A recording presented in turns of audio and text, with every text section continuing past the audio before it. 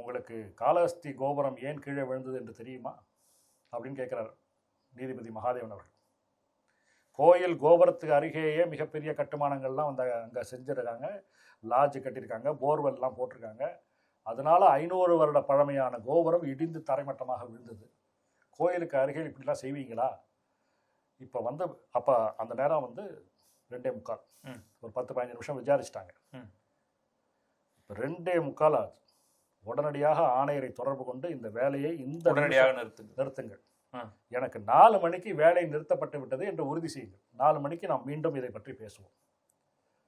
நான் வழக்கு போடலை, ஆனால் அவசர வழக்கு, இது அனுமதிக்கப்பட்டால் கோயில் பாதிக்கப்படும், தொல்லியல் நன்மை பாதிக்கப்படும் என்பதற்காக அவர்களுக்குள்ள அதிகாரத்தை பயன்படுத்தி அவர்கள் உத்தரவு போடுகிறார்கள். அதன் பிறகு நான் வழக்கு போடுகிறேன், அதுல தடை உத்தரவு. அந்த 4 மணிக்கு அவங்க உறுதி செய்யறாங்க, கட்டணம் இன்னி வரைக்கும் செய்யறேன்.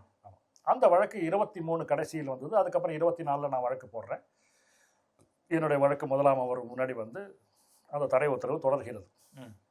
இப்ப அதை வந்து இப்போது இது வரைக்கும் அங்க வேலை அப்படியே நிறுத்தப்பட்டது. இப்ப வந்து அதை வேறு அமர்வு விசாரிக்கிறது. மாண்புமிகு நீதிபதிகள் திரு சுரேஷ்குமார் அவர்கள், திரு சவுந்தர் அவர்கள், அது கோயில் அமர்வு அந்த பெஞ்சில் இருக்கு, அவங்க விசாரிக்கிறாங்க. இப்போ வணிக வளாகம் கட்டுவது கோயில், நீங்க கேட்டீங்க, அதான் என்னுடைய கேள்வி, என்ன தப்பு?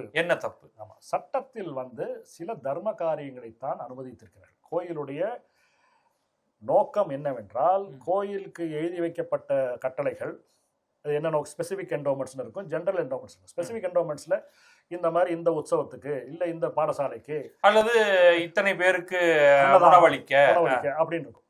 அதை வந்து அதுக்கு தான் உபயோகப்படுத்தலாம்.